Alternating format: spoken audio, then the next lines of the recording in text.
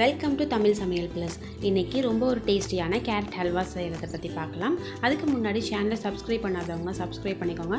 அதே போல் பக்கத்தில் இருக்க பெல் பட்டனையும் கிளிக் பண்ணிக்கோங்க. இதுக்கு தேவையான பொருட்கள் பார்த்திங்கனாக்கா, ஒரு 3 கேரட்டை நல்லா துருவி வச்சுருக்கேன்.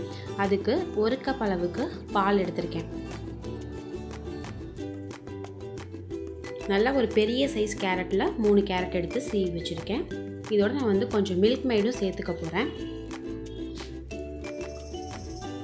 அடுத்து பார்த்திங்கனாக்கா, ஒரு 1/2 கப் அளவுக்கு சுகர் எடுத்திருக்கேன்.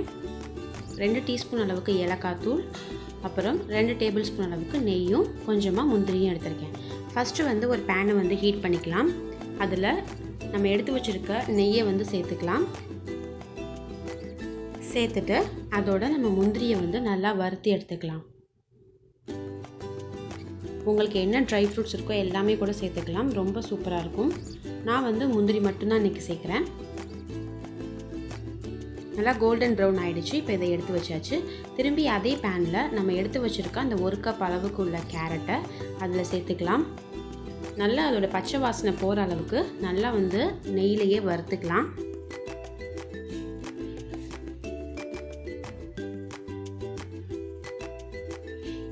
இப்போ நல்லா சுருண்டுருச்சு. இப்போ நம்ம இதோட எடுத்து வச்சுருக்க அந்த 1 கப் அளவுக்குள்ள பாலை சேர்த்துக்கலாம்.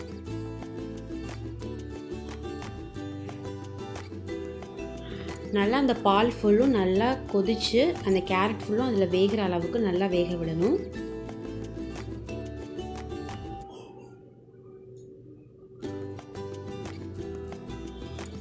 அப்போ தான் அந்த கேரட்டோட பச்சை வாசனையெல்லாம் நல்லா போகும். ரொம்ப டேஸ்ட்டாக கிடைக்கும்.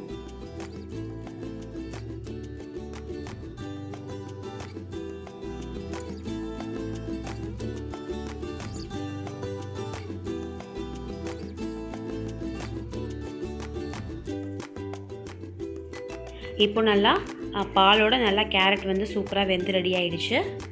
இந்த ஸ்டேஜில் பார்த்திங்கன்னா நம்ம எடுத்து வச்சுருக்க சுகர் சேர்த்துக்கலாம். ரொம்ப இனிப்பு வேணும்னாக்கா நிறையா கூட போட்டுக்கலாம்.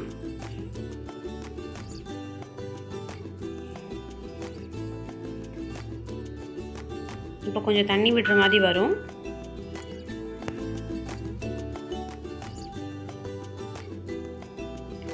இப்போ நம்ம இதோட ஏலக்காய் தூள் சேர்த்துக்கலாம். நல்லா வாசனை கொடுக்கும். இதுக்கப்புறமா நம்ம மில்க் மெய்டு சேர்த்துக்கலாம்.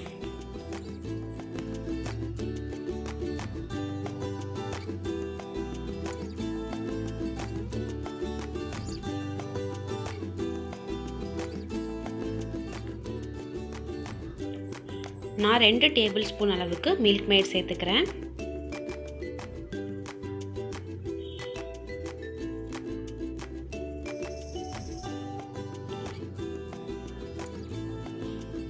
இப்போ பாருங்கள், நல்லா சூப்பராக அல்வா ரெடி ஆகிடுச்சு. இந்த மாதிரி இதாங்க கரெக்டான பதங்கிறது. இதுக்கு மேலே நம்ம கொஞ்சமாக நெய் விட்டுக்கலாம். நெய் விட்டுட்டு அதோட நம்ம வறுத்து வச்சுருக்க முந்திரியும் சேர்த்துக்கலாம். நல்லா சூப்பராக மிக்ஸ் பண்ணி விட்டோம்னாக்கா நமக்கு ரொம்ப ஒரு எம்மியான கேரட் ஹல்வா ரெடி ஆயிரும்.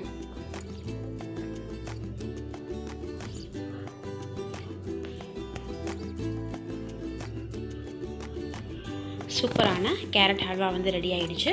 இதே போல் நீங்களும் செஞ்சு பாருங்கள். மறக்காமல் சேனலை சப்ஸ்கிரைப் பண்ணி வச்சுக்கோங்க. நன்றி, வணக்கம்.